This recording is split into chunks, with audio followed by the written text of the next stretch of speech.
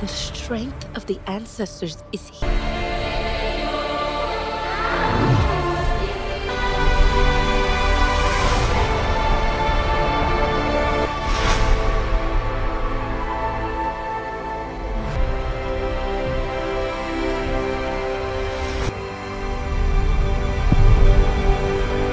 Live like this, baby. In hate.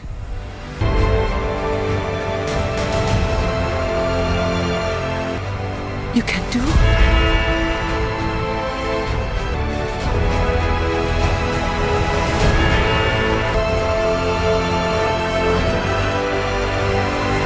The children.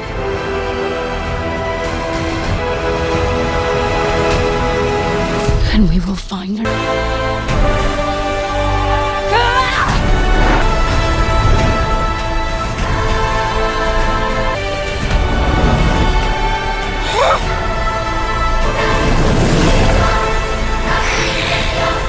No dominion here.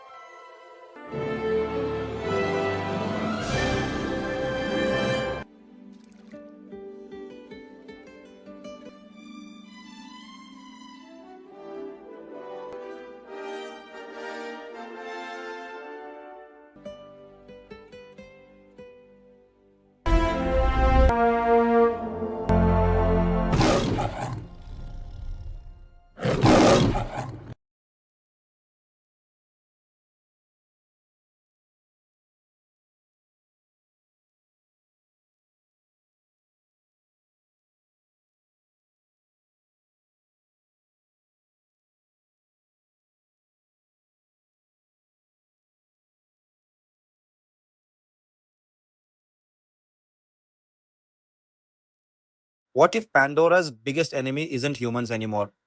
In Avatar, Fire and Ash, a shocking new Navi tribe changes everything you thought you knew. This movie is packed with jaw dropping visuals, emotional twists, and hidden details you probably missed. But stay till the end because Reviews Walla is breaking down the full movie review, ending, and amazing facts you don't want to miss. Avatar. Fire and Ash is a 2025 American epic sci fi movie directed by James Cameron, who also co wrote the script with Rick Jaffa and Amanda Silver, made by Lightstorm Entertainment. It's the third movie in the Avatar series and the sequel to Avatar, The Way of Water 2022. The movie brings back fan favorite stars like Sam Worthington, Zoe Saldana, Sigourney Weaver, Stephen Lang, and Kate Winslet. The story follows Jake Sully, a former human who now lives as a Navi, and his family on the beautiful moon of Pandora. This time, they're caught in a dangerous fight against the powerful human RDA forces and the Manquan, a fierce and ruthless Navi clan that threatens everything they care about. After the massive success of Avatar in 2009, James Cameron announced that he planned to make two sequels, with Avatar 3 originally set to hit theaters in December 2015. But as the project grew bigger, Cameron decided to expand the franchise by adding two more sequels. At the same time, the team had to create brand new performance capture technology so they could film realistic underwater scenes, something that had never been done on this scale before.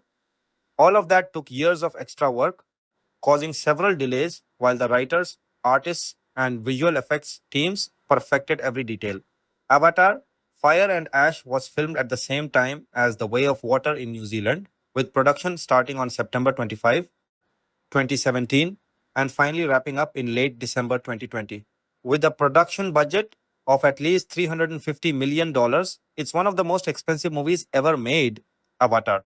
Fire and Ash had its world premiere at the Dolby Theatre in Hollywood on December 1, 2025, before hitting theaters across the United States on December 19 through 20th Century Studios. The movie received mixed to positive reviews from critics. Most people were blown away by its incredible visual effects, stunning action scenes, and the amazing world of Pandora, but some felt the movie was a little too long and thought the story could have been stronger. Even with those criticisms, the film became a huge box office hit, earning around $1.49 billion worldwide. It finished as the third highest grossing movie of 2025, although it earned less than the previous Avatar movies. The film also picked up major awards for its groundbreaking visual effects, including wins at the 98th Academy Awards and the 79th British Academy Film Awards. It was also named one of the top 10 films of 2025 by both the American Film Institute and the National Board of Review. The adventure isn't over yet because Avatar 4 and Avatar 5 are already planned and are expected to be released in 2029 and 2031. Casting Sam Worthington as Jake Sully. Sam Worthington returns as Jake Sully, the central figure of the Avatar saga, whose journey from human marine to Navi leader defines the franchise's emotional and thematic core. In Avatar, Fire and Ash, Worthington's Jake navigates profound grief following the death of his eldest son Netiam while confronting escalating threats from both the Resources Development Administration and a new antagonistic Navi clan. The performance demands a deeper exploration of leadership under duress, paternal responsibility, and the internal conflict between his human origins and fully embraced Navi identity. Worthington's physicality in performance capture work continues to ground the character's combat sequences and quieter moments of vulnerability, particularly in scenes involving family dynamics and reluctant alliances. His prior experience across the first two films allows for subtle evolution in posture, vocal inflection, and emotional restraint, reflecting a character who has spent years living among the Navi and absorbing their cultural values, while still carrying the weight of military training. The role requires sustained intensity across extended sequences of action, grief, and strategic decision making, with Worthington delivering a portrayal that balances stoicism against bursts of primal protectiveness. Supporting this is his established chemistry with co stars, especially Zoe Saldana, which anchors the Sully family's interpersonal tensions and reconciliations. Worthington's preparation for the sequels involved extensive motion capture sessions conducted simultaneously with The Way of Water, ensuring continuity in Jake's physical presence and behavioral nuances.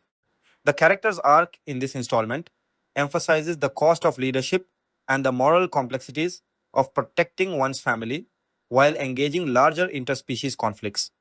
Areas where Worthington's grounded approach prevents the role from becoming purely archetypal. Zoe Saldana as Neytiri. Zoe Saldana reprises Neytiri, the skilled Omaticaya warrior and Jake's partner, whose grief over Netiam's death transforms into heightened distrust and hostility toward humans. Saldana has described the character in this film as developing a full blown racist perspective toward the Sky people, rooted in cumulative trauma from the destruction of her original home, the loss of clan members, and the recent family tragedy. This evolution requires Saldana to layer ferocity, maternal protectiveness, and eventual internal reckoning within a performance capture framework that captures nuanced facial expressions and body language. Neytiri's combat prowess remains central, with Saldana's athletic background and prior franchise experience informing fluid, precise movement in battle sequences against both human forces and the Mangkwan clan. The role expands her emotional range into darker territory while preserving the character's deep connection to Eva and family. Saldana's work also involves complex interactions with the younger cast members, portraying the Sully children, conveying a mother's simultaneous strength and fragility. Her Academy Award winning performance in other projects around this period underscores the depth she brings to Neytiri's internal conflict between love for her human raised husband and adopted human son Spider and her growing rejection of humanity as a whole. The performance capture process allows for detailed recording of micro expressions that translate into the Navi form's expressive features, particularly during moments of rage, mourning, and reluctant growth. Saldana's commitment to the physical demands of the role, including training for underwater and aerial sequences, carried over from previous production, ensures continuity and authenticity in Neytiri's presence across the expanding Pandora landscape.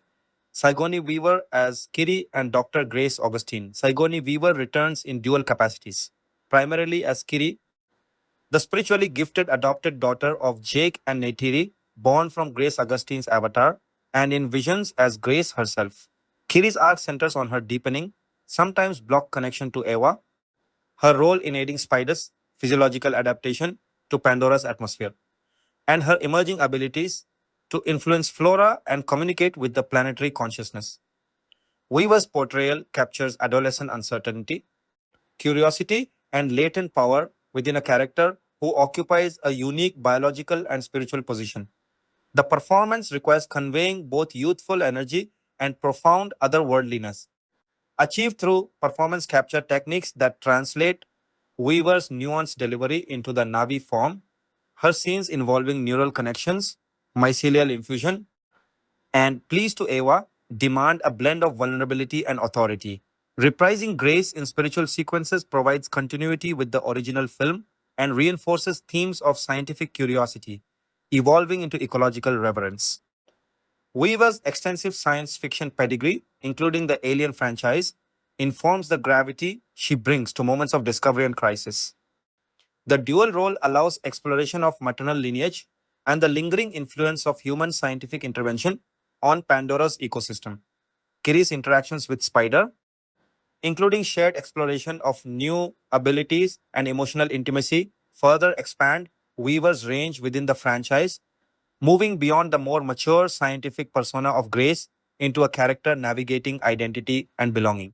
Stephen Lang as Colonel Miles Quaritch. Stephen Lang continues as Colonel Miles Quaritch in his recombinant Navi form, a character driven by residual human memories, military conditioning, and evolving personal motivations. In Fire and Ash, Quaritch forms a tactical and intimate alliance with Varang and the Mangkwan clan, teaching them the use of human firearms and flamethrowers while pursuing Spider and engaging Jake in prolonged conflict. Lang's performance balances cold strategic calculation with unexpected moments of pragmatism and even reluctant cooperation, particularly in sequences requiring joint action to protect Spider. The recombinant body allows Lang to explore physical differences from the original human Quaritch while retaining the character's authoritative presence and intensity. Performance capture captures the precision of military bearing alongside adaptations to Navi physiology. Lang has spoken of advocating for the character's internal logic and stakes, ensuring Quaritch remains a compelling antagonist rather than a one dimensional villain. His scenes with Una Chaplin's Varang introduce new relational dynamics, including shared power and mutual influence, expanding the character beyond pure vengeance. The role demands sustained physicality across combat, interrogation, and alliance building sequences, with Lang's stage honed vocal control and presence translating effectively into the digital medium. Continuity from previous films allows subtle shifts in Quaritch's demeanor as he navigates loyalty to the RDA, personal survival, and emerging connections on Pandora. Una Chaplin as Varang. Una Chaplin joins the franchise as Varang, matriarch of the Mangkwan or Ash people, a volcanic Navi clan hardened by catastrophic environmental hardship. Cameron has described the clan's experience of incredible hardship that shaped Varang into a leader willing to undertake actions considered evil for the survival of her people. Chaplin's portrayal emphasizes fierce devotion, strategic ruthlessness, and a transformative relationship with fire as both destroyer and source of power. The character's introduction expands the Navi cultural spectrum beyond the forest and reef clans previously depicted, presenting a group whose values and methods challenge the series' earlier moral binaries. Chaplin's background in intense dramatic roles, including Game of Thrones, informs the intensity and physical commitment required for Varang's combat and leadership scenes. Performance capture work captures the character's distinctive presence, including movement suited to a harsh volcanic environment and expressive range, conveying both command and underlying trauma. Varang's alliance with Quaritch, including instruction in human weaponry and personal intimacy, creates complex interspecies dynamics. The role requires conveying a worldview shaped by loss and necessity, making Varang a formidable opponent whose motivations stem from clan survival rather than abstract antagonism. Chaplin's preparation involved understanding the cultural and environmental context of the Ash people, contributing to a performance that grounds the character's extremity in coherent internal logic. Kate Winslet as Ronald. Kate Winslet returns as Ronald, the pregnant Sahik of the Metkaina clan and wife of Tonawari. Her arc involves maternal vulnerability, spiritual leadership, and ultimate sacrifice during the escalating conflict, culminating in her death in childbirth after being wounded, with Neytiri assisting in the delivery of her daughter Prill. Winslet's performance balances the physical demands of portraying advanced pregnancy within performance capture with emotional depth in scenes of clan defense and personal loss. Continuity from The Way of Water allows for further development of Ronald's relationship with her family and her protective stance toward the Tulkun. The role underscores themes of continuity and renewal amid violence, with Winslet conveying quiet strength and the cost of leadership. Her established range in dramatic roles enhances the gravity of Ronald's final sequences and the impact of her absence on the Metcaina and allied clans. Cliff Curtis as Tonawari. Cliff Curtis reprises Tonawari, chief of the Metcaina and father to Sireya and Aonung. His leadership is tested by the dual threats of RDA forces and the Mangkuan, requiring decisions that balance tradition, protection of the Reef clan, and broader Navi solidarity. Curtis brings grounded authority and cultural authenticity rooted in his New Zealand background and prior work. Performance capture captures Tonawari's physical presence as a warrior leader and his emotional responses to family and clan peril. The role expands on his diplomatic and protective functions from the previous film, particularly in interactions with Jake's family and during the large scale battle sequences involving Tulkun and multiple Navi groups. Jack Cham as Miles, Spider, Socorro Jack Champion returns as Spider, the human son of Quaritch raised among the Navi and adopted by the Sullys.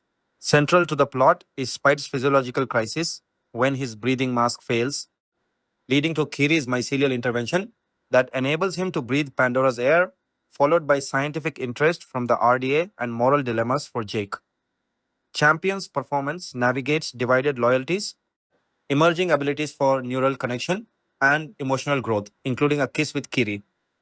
The role demands conveying vulnerability, curiosity, and resilience within a character caught between human biology and Navi cultural immersion.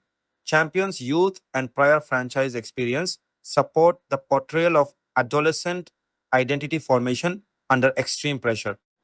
Britton Dalton as Loak. Britton Dalton continues as Loak, Jake and Neytiri's surviving son, whose bond with the Tulkun Payakan and search for him ahead of an RDA hunt play key narrative roles. Dalton's portrayal emphasizes impulsiveness, loyalty, and maturation amid grief and conflict. Performance capture supports sequences of underwater and aerial action alongside quieter moments of family tension and alliance building with Metkaina youth. Trinity Jolie Bliss as Toktire Tok. Trinity Jolie Bliss returns as Tok, the youngest Soli child, whose courage and involvement in aiding Kiri's communication with Eva contribute to the climactic intervention of Pandoran wildlife. Bliss conveys youthful determination and emotional responsiveness within the family's protective dynamics. Jamie Flatters as Netiam. Jamie Flatters appears as Netiam in spiritual visions and the underwater spirit tree sequences, providing continuity with the previous film's loss and reinforcing themes of connection beyond death. The role allows residual presence that influences the living family's grief and resolve.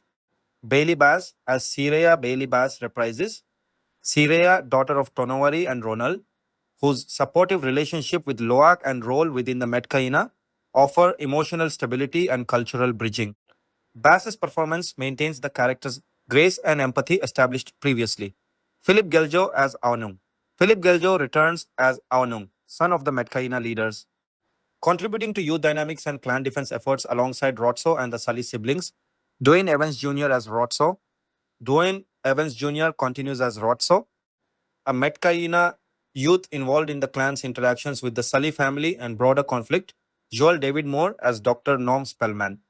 Joel David Moore returns as Norm Spellman, the human scientist remaining on Pandora as an ally to the Navi. His involvement in scientific responses to Spider's adaptation and support during crises underscores ongoing human Navi collaboration amid RDA hostility.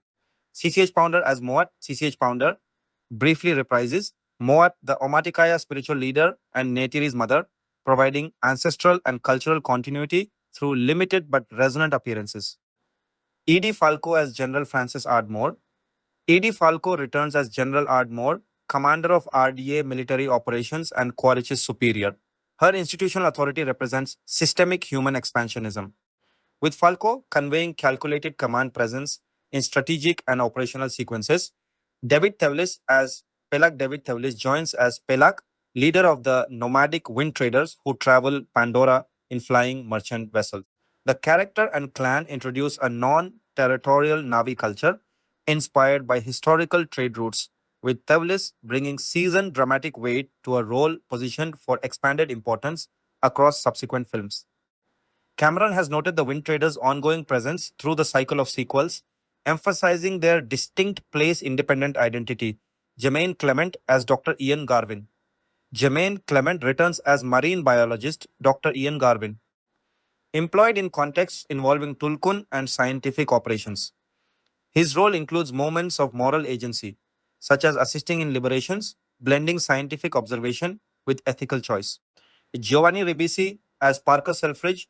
Giovanni Ribisi reprises Parker Selfridge, the former RDA administrator, contributing to the institutional memory and ongoing human presence on Pandora. Brendan Cowell as Captain Mick Scoresby. Brendan Cowell returns as the Tulkun Hunter Scoresby, whose operations form a key antagonistic element targeted during the climactic ambush, with his fate tied to the Tulkun response. Matt Gerald as Corporal Lyle Wainfleet. Matt Gerald continues as the recombinant Wainfleet, providing continuity in RDA security forces and supporting combat sequences. Dilip Rao as Dr. Max Patel. Dilip Rao returns as Max Patel, the scientist ally involved in responses to Spider's physiological changes and broader scientific efforts supporting the Navi. Additional supporting and ensemble cast. The production features an extensive ensemble of performance capture and live action performers filling military, scientific, clan, and technical roles. These include Kevin Dorman as Ardmore Adjutant, Keston John as Tarsem, Alicia Vela Bailey as Zikini, Johnny Alexander as Riku, Jamie Landau in Ops Center and Troop roles, also serving as co producer. Graham Vincent as Ops Center Weapons Tech, Phil Brown as Stringer, Joel Tobeck as Neuroscientist, Shane Rangi as Matador Co-Pilot, Grant Rowe as Factory Ship First Mate, Howard Sister as Factory Ship Tech, Robert Okumu as Tauni Oloiktan, Laz Alonso briefly as Sute, Wes Studi briefly as Aitukan, and numerous pilots, gunners, troopers, and uncredited military and ops personnel such as Tim Parsons, Christopher Moore, Daniel Boss, Braden Humphreys, and others. These performers contribute to the dense world building of RDA facilities, Metkaina village life, wind trader vessels, Mangkwan presence, and large scale battle sequences. Performance capture ensembles enable the realization of crowd scenes, clan interactions, and specialized technical roles that populate Pandora's diverse environments. The casting of both returning franchise veterans and new specialized performers ensures technical authenticity in military and scientific sequences while maintaining the organic feel of Navi cultural groups. Production notes indicate simultaneous filming, with the prior sequel facilitated continuity in many of these supporting performances. The scale of the ensemble reflects the film's ambition to depict intersecting human institutional structures, multiple Navi clans with distinct cultural identities, and the ecological and spiritual networks of Pandora itself. Each role, whether brief or extended, supports the larger narrative of grief, conflict, alliance, and adaptation that defines the installment's focus on the Sully family and the expanding web of relationships across species and clans. The careful selection of performers experienced in motion capture environments or skilled in conveying authority, technical competence, or cultural specificity allows the digital pipeline to translate human performances into the varied forms and settings of the story. This comprehensive casting approach underpins the film's ability to sustain immersive sequences involving simultaneous action across aerial, underwater, volcanic, and base environments while centering the emotional journeys of the principal characters. Production, development, and pre production, the road to Avatar. Fire and Ash stretches back more than a decade and a half, tracing directly to the runaway success of the original Avatar in 2009. Almost immediately after that film became a cultural and commercial phenomenon, director James Cameron began talking publicly about sequels. In the earliest versions of his plan, a follow up was being aimed at a 2014 or 2015 release, a timeline that, in hindsight, proved wildly optimistic given everything that would eventually be required to bring the Pandora saga back to the screen. Cameron's original intention was to shoot the sequels back to back, a production strategy he had floated as early as the mid 2000s when he first spoke about doing two connected science fiction trilogies. He also wanted the films shot at a frame rate higher than the traditional 24 frames per second used throughout the film industry, believing that a higher frame rate would give the underwater and action sequences a more heightened, immersive sense of realism. By late 2013, the shape of the project had changed again. Cameron announced that the sequels would be filmed in New Zealand with performance capture photography scheduled to begin in 2014. This decision was tied to a formal agreement with the New Zealand government, which required that at least one world premiere for the films be held in Wellington and that a minimum of roughly NZ $500 million, dollars, about $410 million dollars at the time, be spent on production activity within the country, covering both live action photography and visual effects work. In exchange, the New Zealand government agreed to raise its baseline tax rebate for local filmmaking from 15% to 20%, with an even higher 25% rebate available to international productions under certain conditions. This arrangement effectively cemented New Zealand and Wellington based visual effects house Weta Digital as the technical and physical home of the entire Avatar sequel program. Despite the 2014 target, production did not begin that year. The New Zealand agreement itself was a notable piece of film industry policy at the time, representing one of the largest single production commitments the country's government had ever negotiated with a Hollywood studio. And it reflected how central New Zealand and Wellington in particular had already become to Cameron's filmmaking process, following the enormous technical undertaking of the original Avatar. The commitment to hold at least one world premiere in Wellington also underscored the extent to which the New Zealand government viewed the Avatar franchise as a long term economic and cultural asset for the country's film industry. Not unlike the relationship New Zealand had already built with Peter Jackson's Middle Earth productions in the preceding decade. By February 2016, the plan had shifted again, with shooting now expected to start in April of that year. As the production assembled is below the line talent, several key personnel changes were announced. Cinematographer Russell Carpenter, who had previously collaborated with Cameron on True Lies 1994 and notably Titanic 1997, signed on to shoot the sequels, replacing Mauro Fiore, who had shot the original Avatar. Art director Ashrita Kamath also joined the production design team during this period. Kirk Crack, the founder of Performance Freediving International, was brought on as a freediving trainer, tasked with preparing the cast and crew for the extensive underwater performance capture work that would define the look of the sequels, particularly The Way of Water and Fire and Ash. On July 31, 2017, it was confirmed that Weta Digital, the New Zealand based visual effects studio, long associated with Peter Jackson's Lord of the Rings films, as well as the first Avatar, had formally begun work on the sequels. The narrative architecture of the franchise took a significant step forward in 2023 when Cameron revealed in an interview that the third film would introduce an entirely new Navi clan, informally dubbed the Ash People, who would serve as antagonists. This represented a deliberate shift in the moral framework of the series, where the first two films had largely presented a binary conflict between the human RDA forces and the Navi. Cameron wanted to complicate that dynamic by introducing a faction of Navi who were themselves villainous. avoiding what he considered an overly simplistic humans bad, Navi good framework. This new clan, eventually named the Mangkwan in the finished film, was explicitly modeled on the Bening people of Papua New Guinea and their portrayal as a ruthless, warmongering clan who reject the Navi spiritual connection to the deity. Eva gave the film a new kind of internal intra-Navi conflict that hadn't existed in the previous two installments. Throughout this long gestation period, the future of the broader Avatar sequel program remained, at least publicly, somewhat uncertain, contingent on the financial performance of the films that had already been produced. As far back as November 2017, Cameron had been candid in interviews about the fact that continued investment in the later sequels depended on how well The Way of Water and Fire and Ash performed at the box office, acknowledging that without sufficient commercial success from those two films, the fourth and fifth installments would likely never be made. David Thewlis echoed this sentiment in a February 2018 interview, characterizing the studio's approach as effectively a wait and see strategy. Complete the second and third films, gauge audience turnout, and only then commit fully to the remaining two.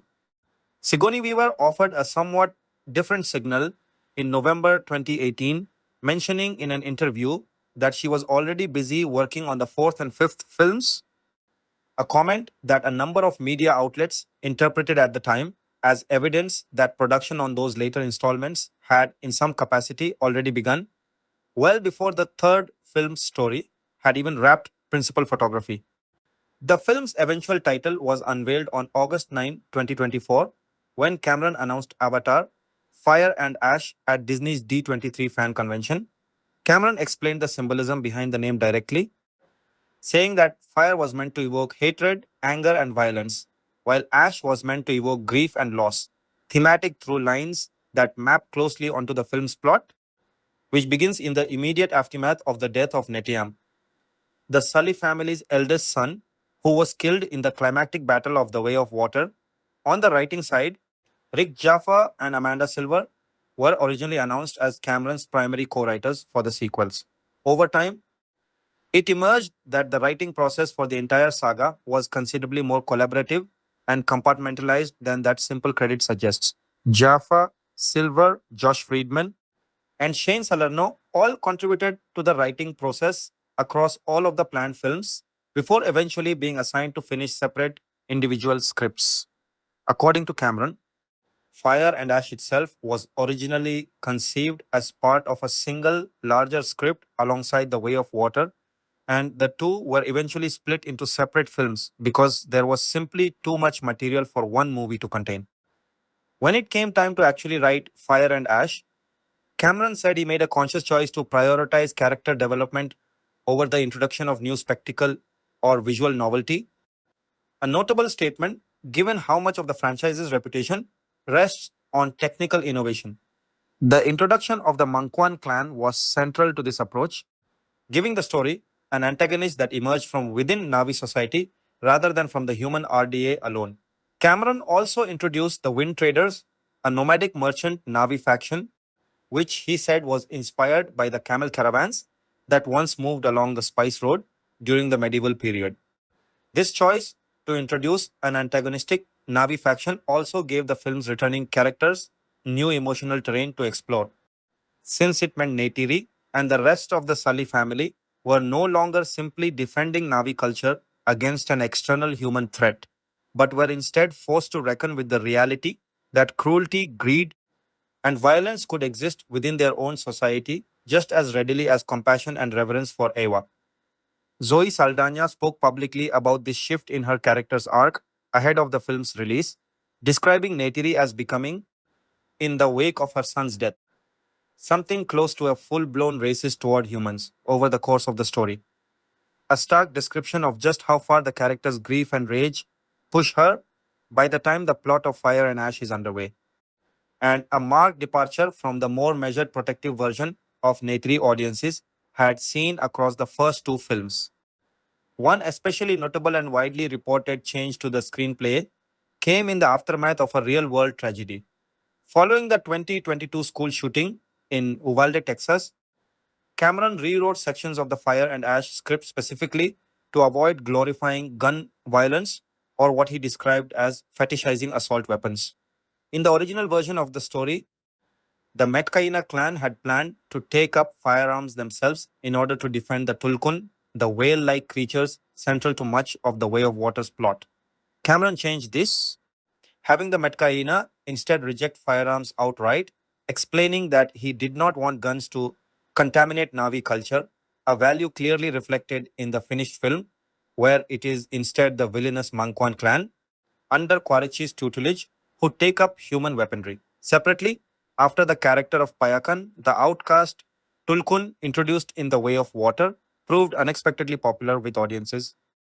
Cameron went back and expanded his role in Fire and Ash, a change that would later be reinforced even further after the second film's theatrical release. Casting for the sequels had, in many respects, been locked in from the very beginning of the franchise.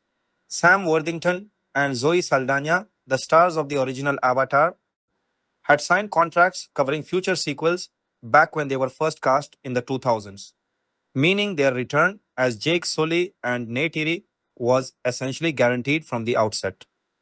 Other casting decisions evolved more gradually.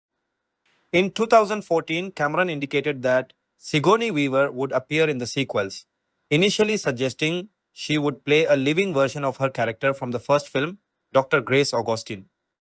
It was later revealed that Weaver would instead be playing an entirely new character, Kiri, the mysterious adopted daughter of Jake and Neytiri, born from Grace's inert Navi avatar body. Weaver would go on to also reprise her original role as Augustine in visions throughout the sequels.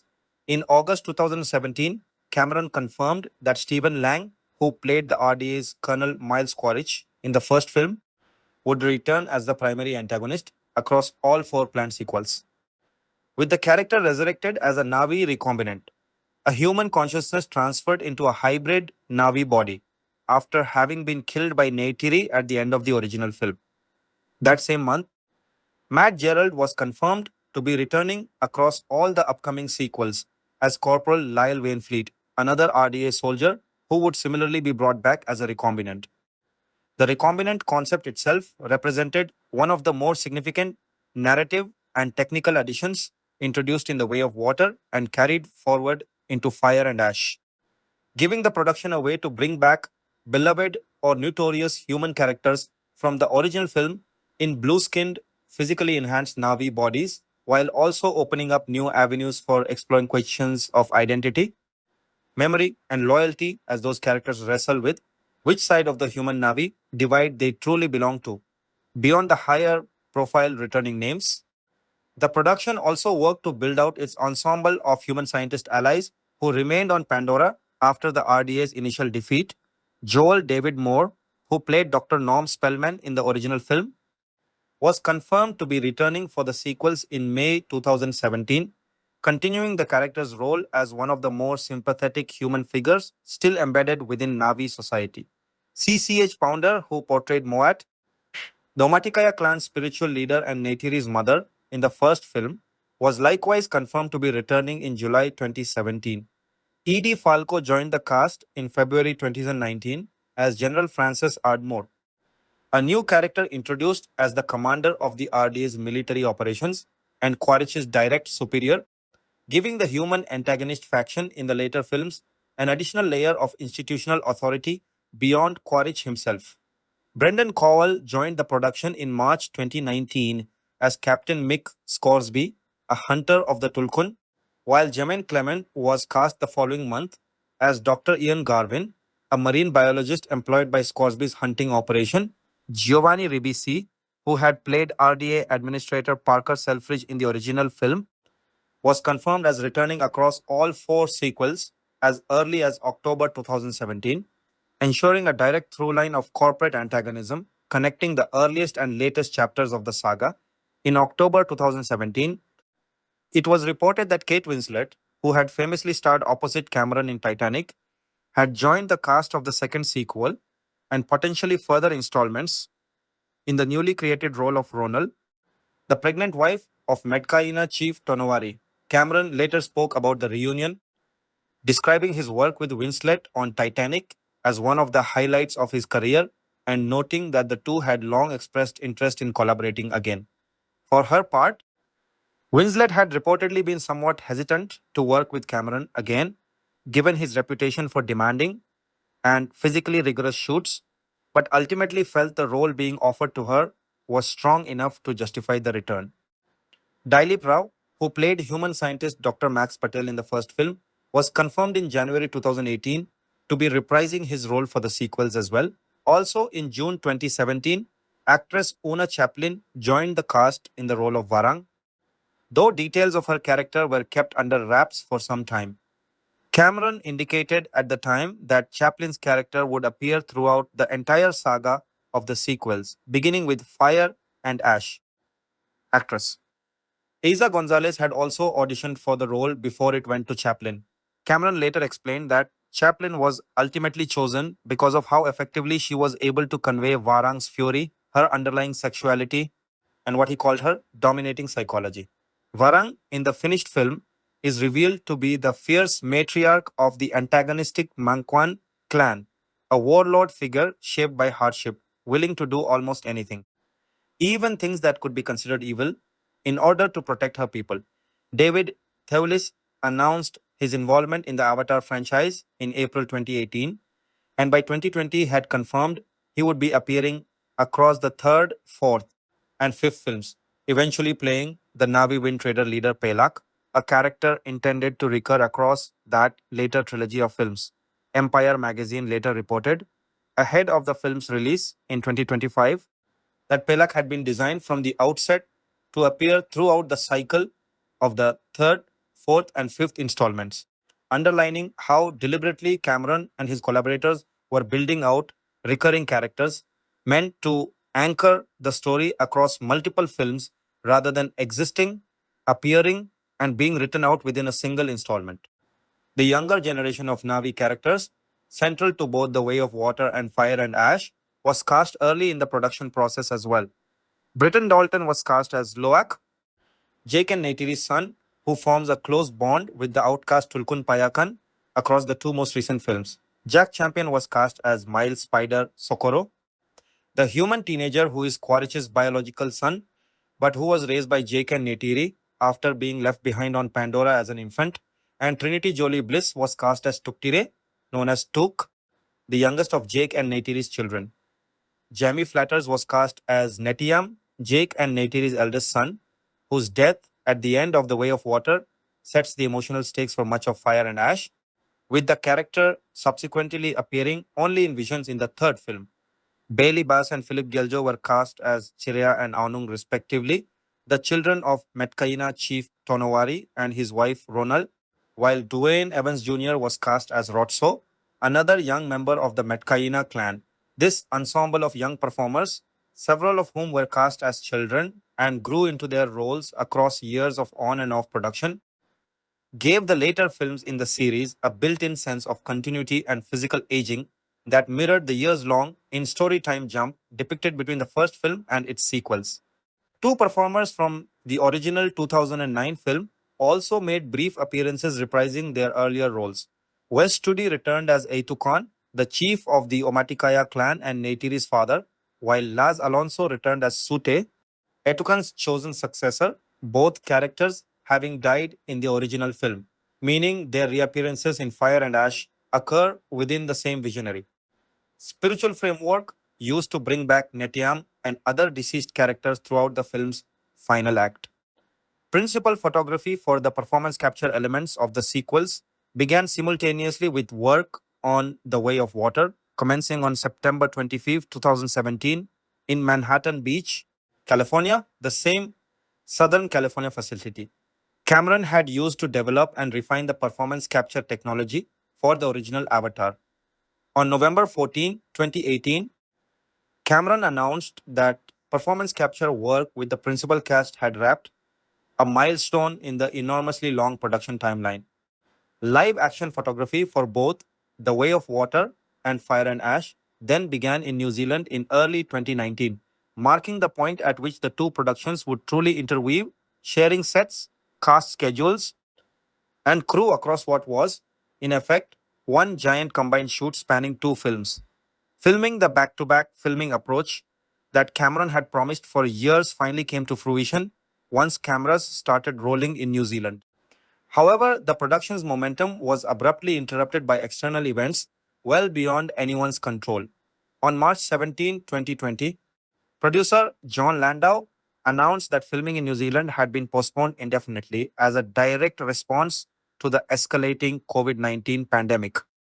This came at a point when large portions of both The Way of Water and Fire and Ash had already been shot, but with substantial live action and underwater sequences still outstanding.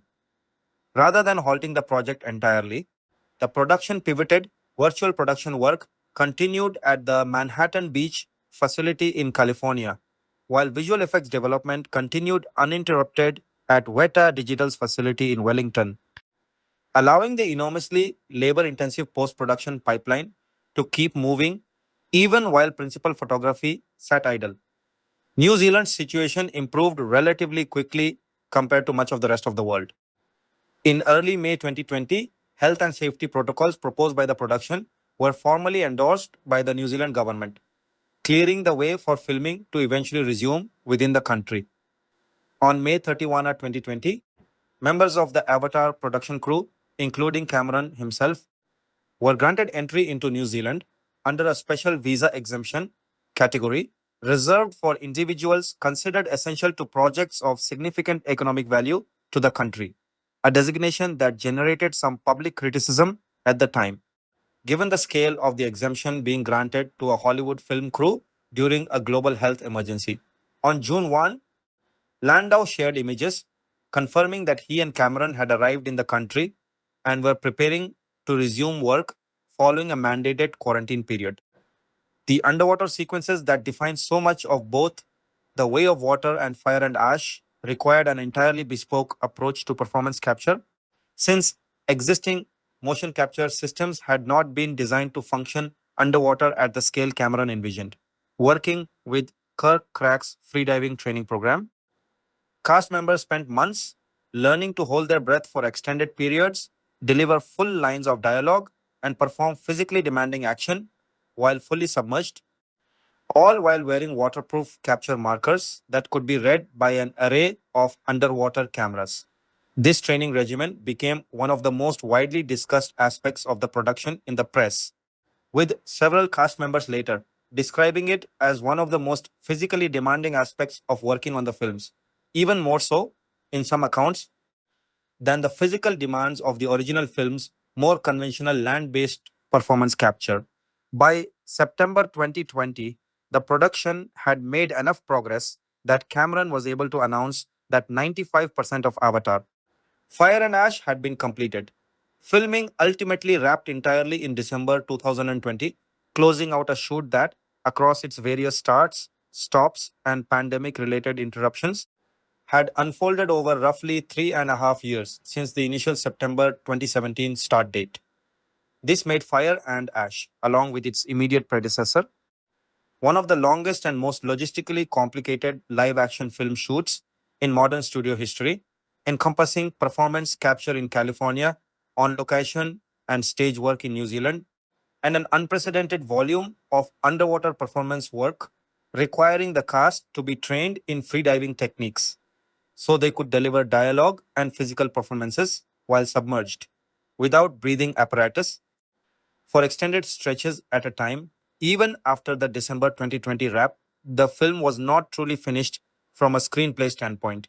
Following the theatrical release of The Way of Water in December 2022, Cameron opted to partially rewrite portions of Fire and Ash in order to incorporate new material involving Toruk, the massive apex predator creature that had first appeared in the original 2009 Avatar and which reappears in the third film as Jake Sully reborns with the creature ahead of the climactic battle.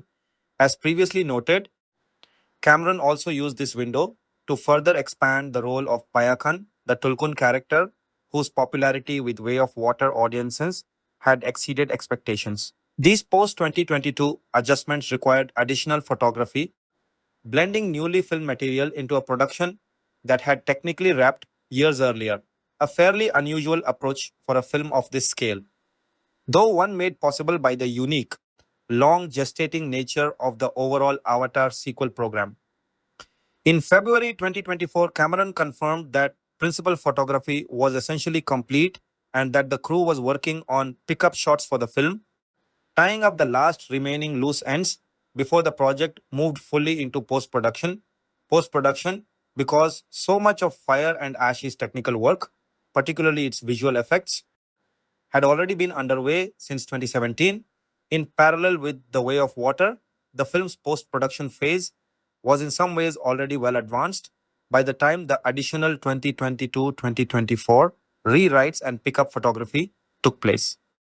Weta FX, the studio's name, having changed from Weta Digital following its acquisition by Unity Technologies in 2021, alongside Cameron's own newly formed independent facility, continued refining the extraordinarily dense combination of performance capture, underwater simulation, digital creature work, and environmental rendering that the Avatar sequels are known for. The editing team included Stephen Rifkin, credited in some releases as Stephen E. Rifkin, Nicholas de Toth, John Refua, Jason Godio, David Brenner, and Cameron himself, continuing the tradition established on the earlier films of Cameron, taking a hands on role in shaping the final cut alongside his longtime collaborators.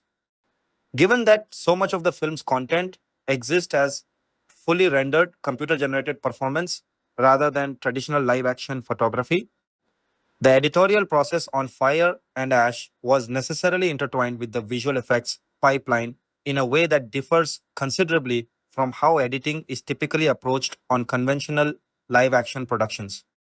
Cuts made at the editorial stage could directly affect which shots needed further refinement, rendering, or additional simulation work at Weta FX, and vice versa, creating an unusually iterative relationship between the cutting room and the effects studio that persisted for years across the production of both The Way of Water and Fire and Ash. The scale of the visual effects work involved in bringing Pandora, its creatures, and its digital Navi characters to life is reflected in the sheer number of specialists credited on the eventual visual effects society nominations the film received, spanning categories for character animation, environment creation, CG cinematography, physical and digital model building, effect simulation, and compositing and lighting, a level of granular technical specialization that underscores just how many distinct disciplines had to come together across years of work in order to produce the finished film. The film's early reported running time became something of a talking point in the media well before release. In December 2022, shortly after The Way of Water opened in theaters, reports circulated that Cameron's first assembled cut of Fire and Ash ran to roughly 9 hours. Cameron later clarified that this figure did not refer to Fire and Ash alone, but rather to combined footage intended across Fire and Ash, Avatar 4, and Avatar 5, with each of those three films envisioned as roughly 3-hour features, adding up to the reported 9-hour total. He did, however, separately confirmed that the finished runtime of Fire and Ash itself would exceed the 3-hour, 12-minute runtime of The Way of Water. The finished film was ultimately released with a running time of 197 minutes, or a little under 3 hours and 20 minutes. The film is dedicated to the memory of two key members of the Avatar production family who died before its release. Editor John Refawa, who passed away in 2023, and producer John Landau, Cameron's longtime producing partner across the entire franchise, who died in 2024. Music, the musical direction for the Avatar sequels, had by necessity changed hands from the franchise's earlier work. James Horner, who composed the score for the original 2009 Avatar, died in a plane crash in 2015, meaning any continuation of the franchise's musical identity would need a new composer. In August 2021, producer John Landau announced that Simon Franklin, who had worked as an orchestrator and additional composer on the first film under Horner, would take over as composer for the Avatar sequels going forward, ensuring some continuity between Horner's original musical themes and the new material required for the expanding saga. Franklin's score for Fire and Ash incorporates and builds upon those original Horner established themes while introducing new motifs tailored to the film's new characters and settings, including the Manquan clan and the Wind Traders. Franklin's task in composing the score was, in many respects, a delicate balancing act. He needed to honor and preserve the emotional and melodic identity Horner had established for the franchise back in 2009, since those themes had become deeply associated with Pandora and the Navi in the minds of audiences, while also finding room to expand the musical palette to accommodate new locations, new clans, and new emotional beats specific to Fire and Ash, including the grief driven undertone running through the film following Netiam's death and the more aggressive percussive musical language associated with the warmongering Mangkwan clan and their leader Warang. Beyond the orchestral score, the film also features original songs. In October 2025, it was announced that an original song titled Dream as One had been written for the film by pop artist Miley Cyrus, working alongside producer and songwriter Mark Ronson and musician Andrew Wyatt. The song was released as a single on November 14, 2025, roughly 5 weeks ahead of the film's wide theatrical release, and plays over the film's end credits. The full soundtrack album for Fire and Ash followed on December 5, 2025, 2 weeks before the film opened in the United States. In addition to Franklin's score and the Cyrus Ronson Lesiat collaboration, the album closes with a second original song titled The Future and the Past, composed by Franklin and performed by Zoe Saldana, sung in the fictional Navi language that was originally developed for the franchise by linguist Paul Frommer. Having Saldana, who voices and performs as Neytiri throughout the trilogy, sing in character in the constructed. Navi language gave the soundtrack a distinctive tie back to the film's core narrative and characters. Rather than treating the album purely as a collection of standalone commercial singles, the film's score and songs went on to receive considerable recognition during the subsequent awards season. Franklin's work earned the Hollywood Music in Media Award for Best Original Score in a Sci-Fi Fantasy Film, while Dream as One received a nomination in the Best Original Song category at the same ceremony. At the International Film Music Critics Association Awards, the Fire and Ash score won Score of the Year, and one individual piece, titled The Wind Traders, was separately honored as Composition of the Year. The score also won the award for Best Original Score for a fantasy science fiction film at that ceremony. Dream as One additionally received a Golden Globe nomination for Best Original Song and went on to win the Satellite Award in the same category, edging out other contenders from that year's award season. Miley Cyrus was separately honored with an Outstanding Artistic Achievement Award at the Palm Springs International Film Festival, a recognition tied at least in part to her work on the film's marquee single. Release theatrical the marketing campaign behind Avatar. Fire and Ash was, unsurprisingly given the scale of the production itself, similarly massive. Reports put the film's marketing budget at approximately $150 million, on top of a production budget estimated at somewhere between $350 million and $400 million, figures that place the film among the most expensive movies ever produced when both costs are combined. In late July 2025, a teaser trailer for the film debuted online and was also shown in theaters ahead of screenings of Marvel Studios' The Fantastic Four First Steps, giving audiences their first proper look at the film roughly 5 months before its release. A full length trailer followed on September 25, 2025, offering a more substantial look at the plot, new characters like Varang and the Mangkwan clan, and the expanded role of the Wind Traders. The marketing rollout also included an unusual promotional tie in involving the previous film in the series. In October 2025, Avatar. The Way of Water was re released in theaters, and as part of that re release, audiences were shown one of three different exclusive clips from Fire and Ash as a mid credit scene, with the specific clip shown varying randomly by screening.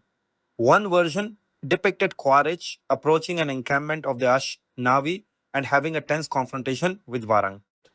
A second showed the Sully family boarding one of the Wind Traders' merchant vessels and meeting Paylak for the first time.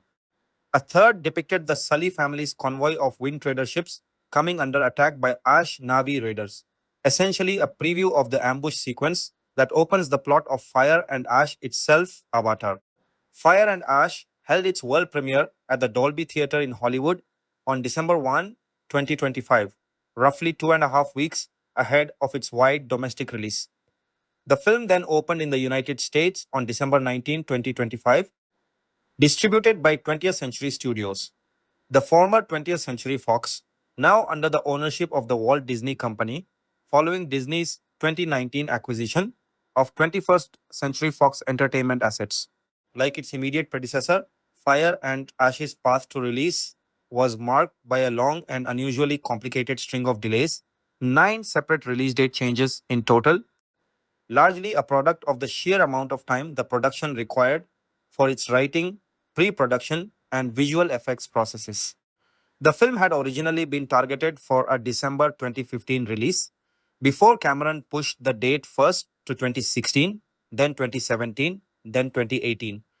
In April 2016, coinciding with the public announcement that the planned trilogy had been expanded into 4 total sequels, a new target release date of December 2020 was announced. The following year, that plan shifted again, with the newly announced schedule setting Fire and Ash for December 17, 2021, alongside placeholder dates for the fourth and fifth films of December 20, 2024, and December 19, 2025, respectively. Those plans were disrupted again in May 2019 when Disney announced 3 new Star Wars films occupying key release windows on its calendar. In response, the Avatar sequels' release dates were all pushed back by roughly 2 years, with Fire and Ash now targeted for December 2023. The COVID 19 pandemic then forced yet another delay, and in August 2020, a new date of December 2024 was set. Finally, on June 13, 2023, the film was delayed once more, this time to its ultimate release date, as a direct consequence of the 2023 Writers Guild of America strike, which disrupted screenwriting and production schedules across the industry that year. The scale of the marketing campaign extended well beyond trailers and clips, as had become customary for major Avatar releases. Cameron and Landau conducted an extensive round of press interviews in the weeks surrounding release, discussing everything from the technical evolution of performance capture in an era increasingly shaped by conversations about artificial intelligence to their own hesitance to speak in detail about the status of the fourth film, while the third was still finding its footing in theaters. This press cycle reinforced the sense, cultivated deliberately by the filmmakers, that Fire and Ash represented the midpoint of a larger ongoing 5 film story rather than a self contained sequel, with Cameron repeatedly describing the way of water and fire and ash as together forming one continuous narrative, much as he intended Avatar 4 and Avatar 5 to later form a second such pair. Fire and Ash was released across a wide range of premium theatrical formats, including Dolby Cinema and IMAX 3D, continuing the franchise's long-standing association with premium large format and 3D theatrical presentation. Its 2 forthcoming sequels are likewise planned to be released in those same formats. The film was also released in 4DX, a motion-based theatrical format that incorporates moving seats and environmental effects such as wind, water spray, and vibration synchronized to key on-screen sequences, particularly the film's aerial and large-scale action scenes, giving audiences in that format an additional physical sensory layer to the theatrical experience. As with the 2 previous Avatar films, the international rollout of Fire and Ash was staggered across markets, with most major territories receiving the film within days or weeks of the December 19 domestic release, while a handful of individual markets saw adjustments made for local circumstances. This staggered market by market rollout is fairly standard for a tentpole release of this size, allowing distributors to coordinate marketing pushes, premiere events, and print or digital delivery logistics across dozens of countries simultaneously.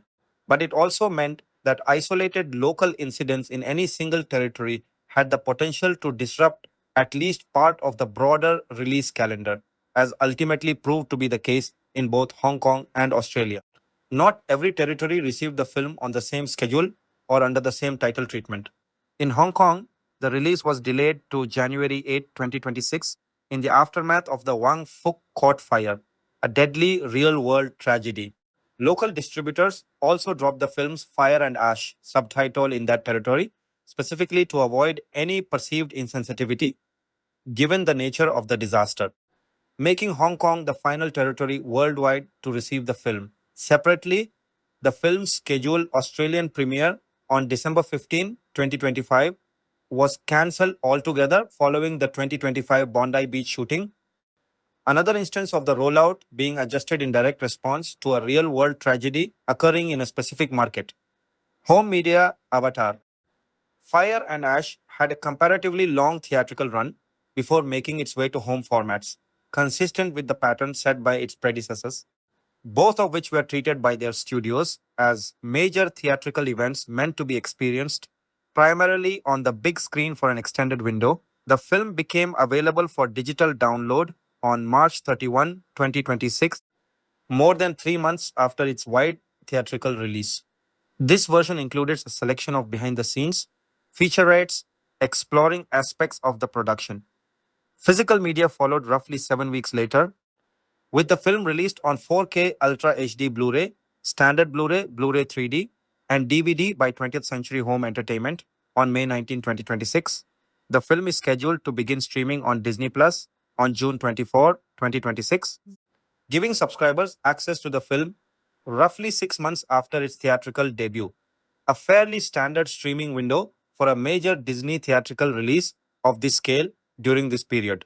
That relatively lengthy gap between theatrical debut and streaming availability was consistent with Disney's broader strategy for the Avatar franchise specifically, which has generally treated the films as premium theatrical events intended to maximize incremental revenue across sequential windows. First, through an extended multi format theatrical run, then through digital purchase and rental, then through physical media, and only finally through inclusion on the studio's streaming service, rather than moving them to streaming on an accelerated timeline. The way some other major franchise releases have been handled in the years following the disruptions of the COVID-19 pandemic. Notably, the film's physical media release also carries some symbolic significance within Disney's broader corporate history. It marked the final in house physical media production run handled by Buena Vista Home Entertainment before Disney laid off the label's entire remaining staff in April 2026, closing out one of the studio's longest running home entertainment divisions just weeks after Fire and Ashes physical release hit shelves. Reception box office Avatar Fire and Ash grossed $404. 3 million in the United States and Canada, combined with $1.86 billion from international markets, for a cumulative worldwide total of $1.490 billion. That total made it the third highest grossing film released in 2025 and placed it as the 16th highest grossing film of all time at the point of its release. Though notably, it stands as the lowest grossing installment across the entire Avatar film series to date, a significant shift from the trajectory of the earlier two entries, both of which ranked among the very highest grossing films ever made. Ahead of the film's domestic release, trade outlet Deadline, Hollywood had projected a worldwide opening weekend in the range of $340 million to $380 million. The film's actual opening came in essentially in line with those projections, debuting to $347.1 million worldwide. In the United States and Canada, specifically, the film generated $12 million during Thursday preview screenings, a total that came in about $5 million below the previews recorded by The Way of Water 3 years earlier.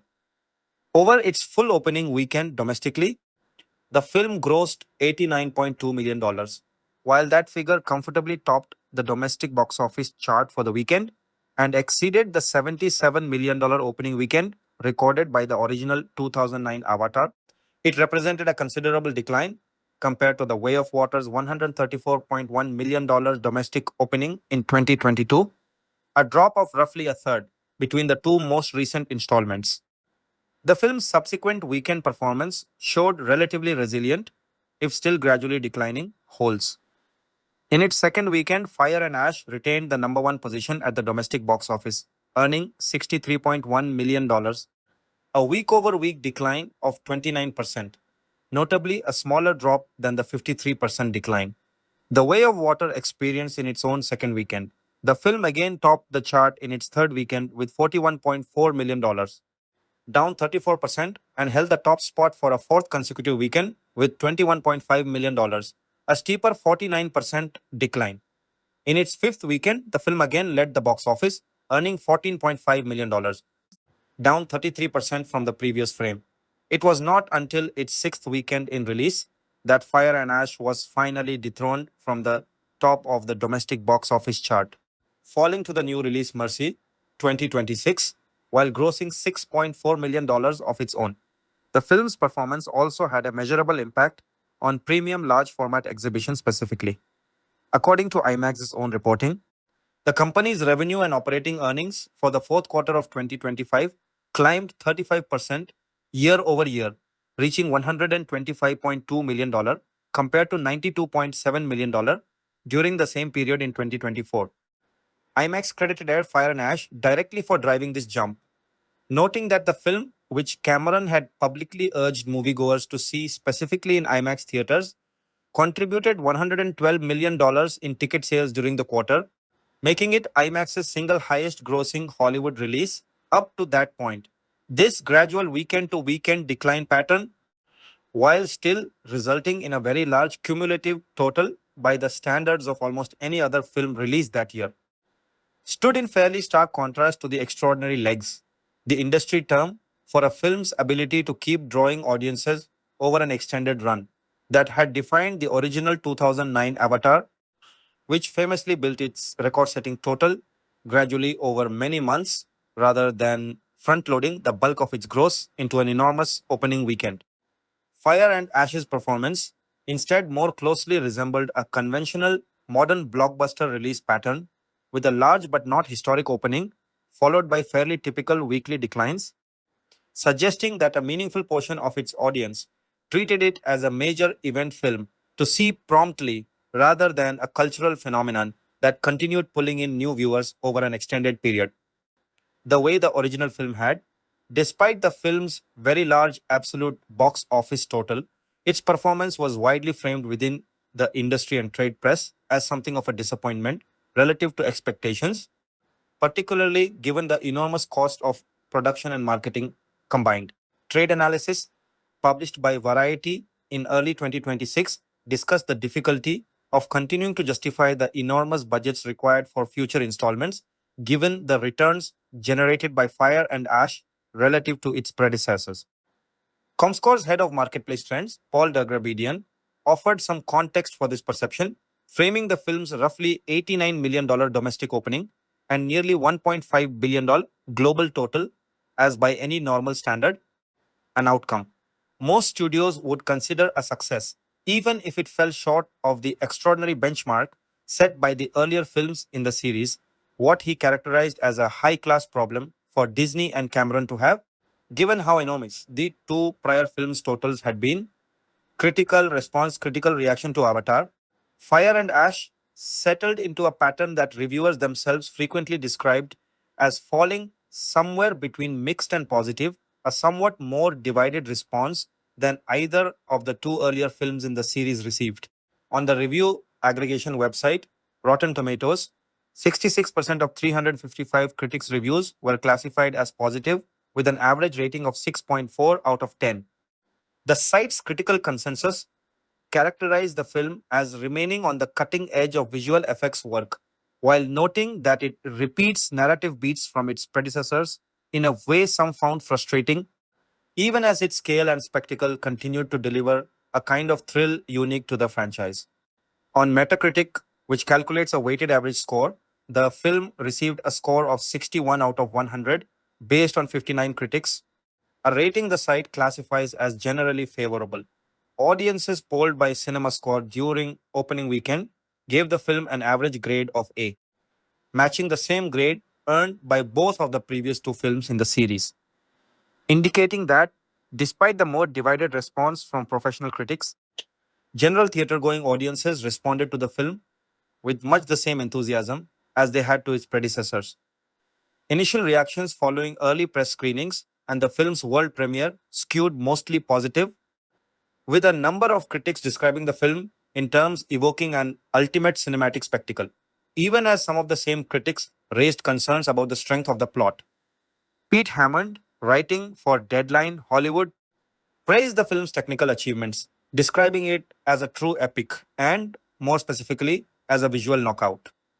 A review broadly representative of the more enthusiastic end of the critical spectrum. Max Scoville of IGN offered a more measured but still largely positive take, noting that the film does not represent the kind of technical leap forward that The Way of Water had been, something he considered understandable given that only 3 years rather than 13 had elapsed between the two films. He argued that what the film lacks in outright novelty, it compensates for with a marked refinement across nearly every level of craft.